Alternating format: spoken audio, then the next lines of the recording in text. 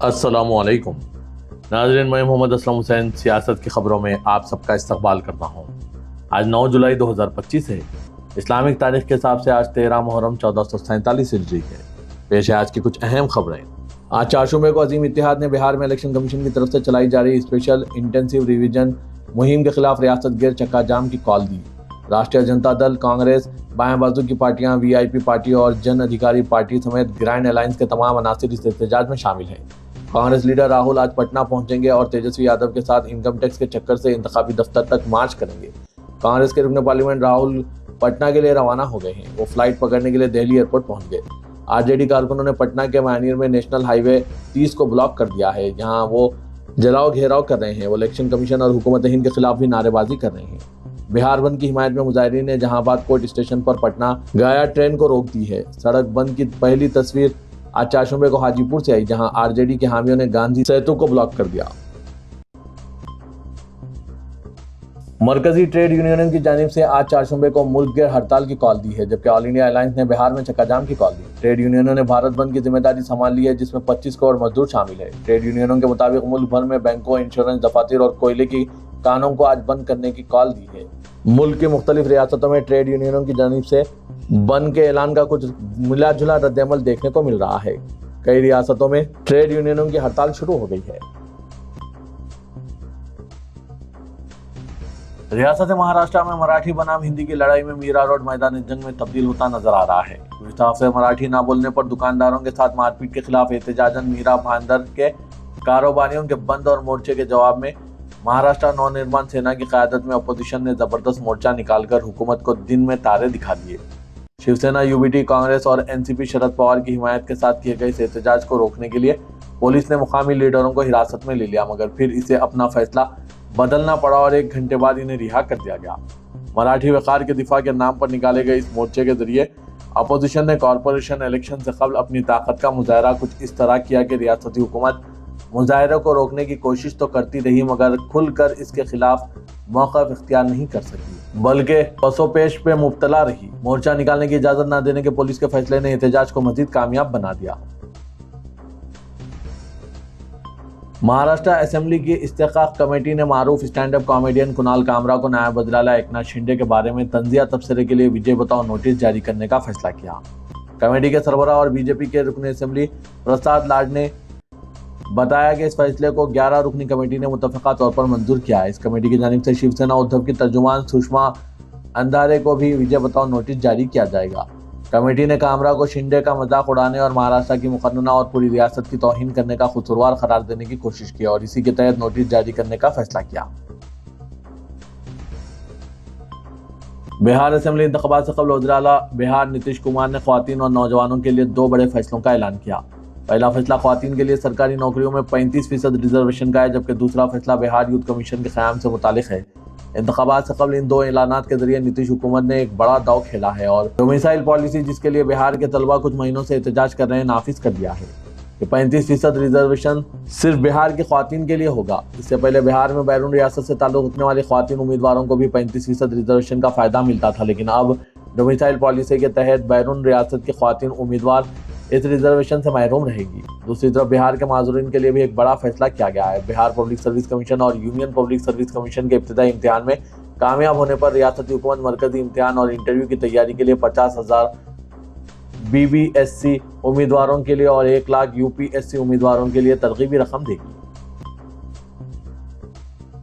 2000 की दिहाई में television industry में इनकलाब बर्पा करने वाली मशहूर सीरियल क्योंकि सास भी कभी बहू थी के मदाहों के लिए खुशखबरी। इस सीरियल में मरकजी किरदार अदा करने वाली अदाकारा स्मृति ईरानी को अब दोबारा तुलसी के रूप में दिखाया जा सकेगा, क्योंकि न सिर्फ ये सीरियल दोबारा शुरू हो रहा है, बल्कि स्मृति ईरानी इसमें दोबारा तुलसी का किरदार भी निभा रही है। सीरियल के बाकायदा आगाज से कबल प्रोड्यूसर एकता कपूर ने इसका प्रोमो जारी किया, जिसने नाज़रीन को माजी की यादों में झांकने पर मजबूर कर दिया।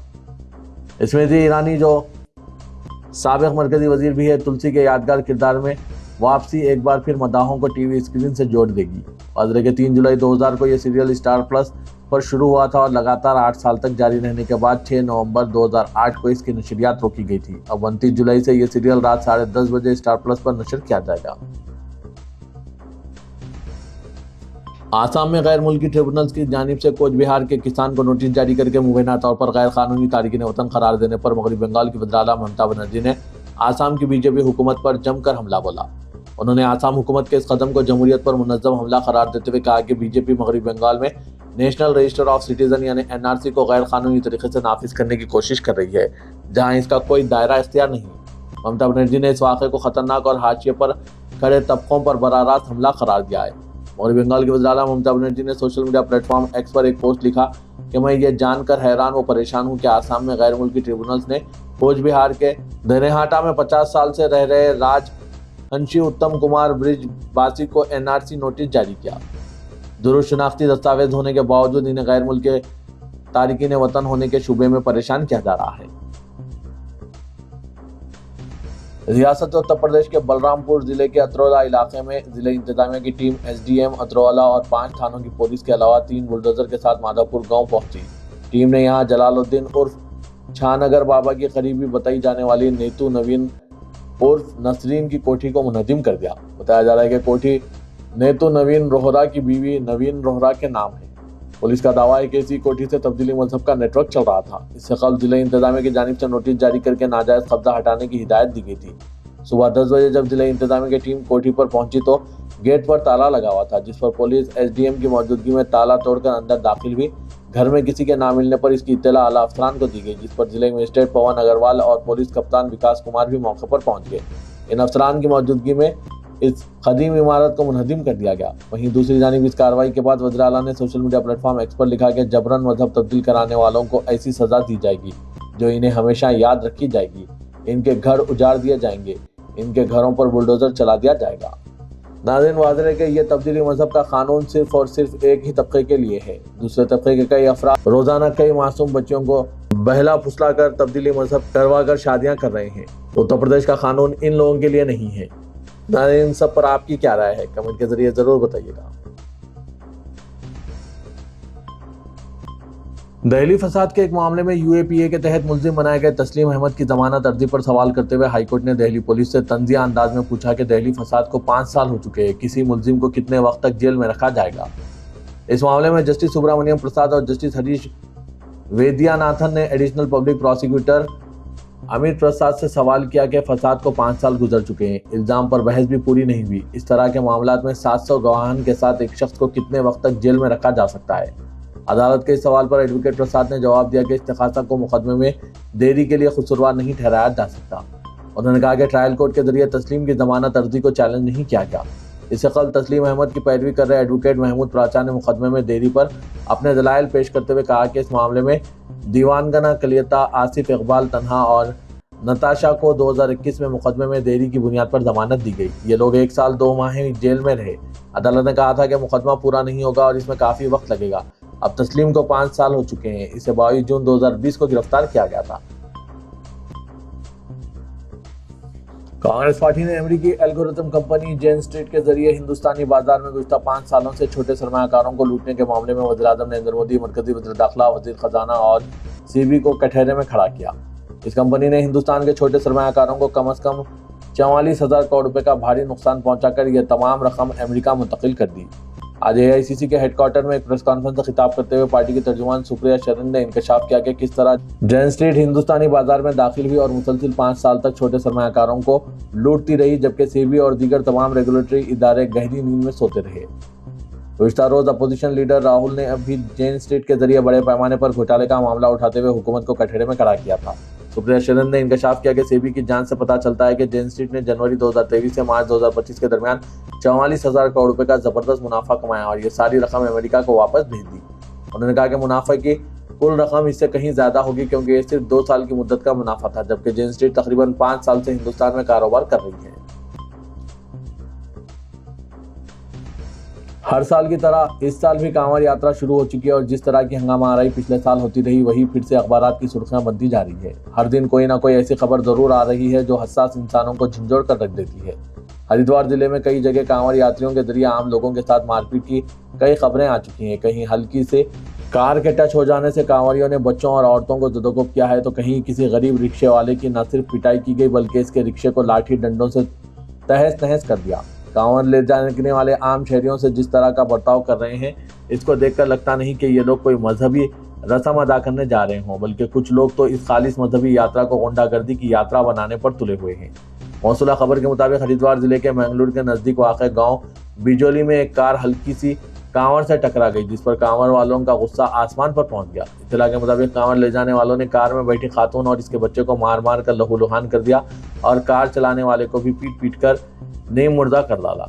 दूसरी खबर भी जिले हरिद्वार के रोड की है, जहां एक ई रिक्शे के कांवड़ से टकरा जाने की ये सजा दी गई कि गरीब रिक्शे वाले की रिक्शे को तोड़फोड़ कर बर्बाद कर डाला और रिक्शा चलाने वाले पर भी जी भर के सितम ज़रफ़ी की गई। दोनों वाक़ात का वीडियो सोशल मीडिया पर खूब गश्त कर रहा है। पुलिस इस तरह के तसादुम को देखकर खामोश तमाशाई बनी रहती है, जबकि उत्तराखंड सरकार रियासत में कानून की बालादस्ती और बेहतरीन नज़्म व नस्क का दावा करती रहती है। रियासत हरियाणा के नौह शहर में फिरका परस्त जुनूनियों की जानिब से इश्तियाल अंगेजी की गई। इत्तलात के मुताबिक कुछ शिद्दत पसंदों ने ईदगाह के मीनार पर भगवा झंडा लहराने की नापाक कोशिश की, जिसके बाद मुकामी मुसलमानों ने गैर कानूनी हरकत पर एहतजाज दर्ज कराया। पुलिस ने फौरी कार्रवाई करते हुए 2 नौजवानों को हिरासत में ले लिया और वहां से परचम को हटा दिया। तेलंगाना के वज़ीर आला रेवंत रेड्डी ने नई दिल्ली में मरकजी वज़ीर commerce and industry Piyush Goyal और मरकजी वज़ीर health and family welfare JP Nadda से मुलाकात की और तेलंगाना के प्रोजेक्ट में मरकज से ताउन की अपील की। वज़ीर आला ने तेलंगाना को मख्तस यूरिया बर वक्त सरबराह करने की मरकजी वज़ीर जेपी नड्डा से अपील की। रेवंत रेड्डी ने दौरे दिल्ली के दूसरे दिन दोनों मरकजी वज़ीरा से मुलाकात की। मरकजी वज़ीर commerce and industry Piyush Goyal से मुलाकात में चीफ मिनिस्टर ने ज़हीराबाद इंडस्ट्रियल स्मार्ट सिटी के क़याम के लिए मरकज से ताउन की ख्वाहिश की। वज़ीर आला ने national industrial corridor development and establishment trust से ज़हीराबाद इंडस्ट्रियल स्मार्ट सिटी की तरक्की के लिए मंजूरा 596 करोड़ की इजराई की ख्वाहिश की। वज़ीर आला ने इंफ्रास्ट्रक्चर के अलावा पानी और बर्क़ी की सरबराही स्मार्ट सिटी के लिए दरकार सहूलतों पर मरकज से माली इमदाद की अपील की। तेलंगाना काबीना में 3 वज़रा की शमूलियत के बाद कांग्रेस ने असेंबली व काउंसिल में गवर्नमेंट वेब्स के तकर्रुर और मुखन्ना कमेटियों की तश्कील पर तवज्जो मरकूज की है। ज़राए के मुताबिक सदर कांग्रेस मल्लिकार्जुन खड़गे और जनरल सेक्रेटरी इंचार्ज तंजीमी उमूर के.सी. वेणुगोपाल ने हालिया दौरे हैदराबाद के मौके पर चीफ मिनिस्टर रेवंत रेड्डी और सदर प्रदेश कांग्रेस महेश कुमार गौड़ को नामजद ओहदों पर तकर्रुरात का अमल जल्द मुकम्मल करने का मशवरा दिया। असेंबली व काउंसिल में पहली मरतबा मुंतखब हुए कई अरकान गवर्नमेंट वेब के ओहदों के दावेदारों में शामिल हैं। खास सीनियर अरकान ने भी अपनी दावेदारी पेश की है। मुखन्ना कमेटियों के सदरनशीन के ओहदे के लिए भी अरकान में मुसाबिकत देखी जा रही है। हालिया काबीना में तोसी और डिप्टी स्पीकर के ओहदे के लिए नाम के तईन के बाद असेंबली में गवर्नमेंट वेब की 2 जायदादें मखलूआ है। काबीना में ए लक्ष्मण कुमार को शामिल किया गया, जबकि रामचंद्र नायक असेंबली के डिप्टी स्पीकर होंगे। बताया जा रहा है कि मखलूआ गवर्नमेंट वेब की जायदादों के अलावा असेंबली और काउंसिल में मजीद 2 वेब्स के तकर्रुर की तैयारियां की जा रही है। काबीना में शमूलियत से महरूम कायदीन की नाराजगी दूर करने के लिए गवर्नमेंट चीफ वेब और वेब्स के ओहदों का पेशकश किया गया है। तेलंगाना हुकूमत पंचायत राज इदारों और मजालिस मुकामी में पसमानदगान तबकात को 42% तहफ़्फ़ुज़ात की फराहमी के सिलसिले में मुख्तलिफ कानूनी पहलुओं का जायजा ले रही है, ताकि तहफ़्फ़ुज़ात की फराहमी के इम्कानात तलाश किए जा सके। तेलंगाना में तबकाती सर्वे की बुनियाद पर हुकूमत ने पंचायत राज इदारों और मजालिस मुकामी में BC तबकात को 42% तहफ़्फ़ुज़ात का ऐलान किया और असेंबली में बिल मंजूर करते हुए मरकजी हुकूमत को रवाना कर दिया। मरकज़ की जानिब से तेलंगाना के बिल पर कोई कार्रवाई नहीं की गई, जिसके नतीजे में तेलंगाना हुकूमत तहफ़्फ़ुज़ात के सिलसिले में मुख्तलिफ इम्कानात तलाश कर रही है। ज़राए के मुताबिक 10 जुलाई के काबीनी इजलास में दस्तूर और कानून के माहिरीन की राय का जायजा लिया जाएगा। शहर हैदराबाद में एक अजनबी फ़ोन कॉल से दहशत पैदा हो गई। मुख्तलिफ मुकामात बिलखुसूस अदालतों में बम की इत्तला से पुलिस चौकस हो गई। ज़राए के मुताबिक एक अजनबी ने बज़रिए मेल इत्तला दी। इंतहाई सिक्योरिटी वाले राजभवन व पुराने शहर में city civil court, Gymkhana club और सिकंदराबाद सिटी सिविल कोर्ट में बम की इत्तला दी गई। इस ईमेल के बाद पुलिस और बम स्क्वाड इन मुकामात पहुंचे और अमला और अवाम को चौकस करके इन्हें महफूज मुकाम मुंतकिल कर दिया गया और कोर्ट बंद कर दिए गए। जामे तलाशी के बाद पुलिस ने चैन की सांस ली और बम की इत्तला को झूठी करार दिया। इब्तदाई तहकीकात में पुलिस ने पता लगाया कि धमकिया में झूठा मेल अनायू यूनिवर्सिटी के साबिक तालिब इल्म के नाम से सुबह तकरीबन 4 बजे मौसूल हुआ। पुलिस ने मुकम्मल एहतियाती इक़दाम करते हुए तलाशी ली और इत्तला को झूठी करार दिया और मेल रवाना करने वाले की तलाश जारी है। तेलंगाना हाईकोर्ट ने वाज़ेह किया है कि खानगी अफराद के दरमियान खर्च का लेन देन और अगर वो रकम वापस ना की जाए तो पुलिस से वसूली की कोशिश करना मुनासिब नहीं। अदालत ने कहा कि ऐसे मामलात को दीवानी तनाज़ा तस्वुर किया जाएगा, ना कि फौजदारी केस।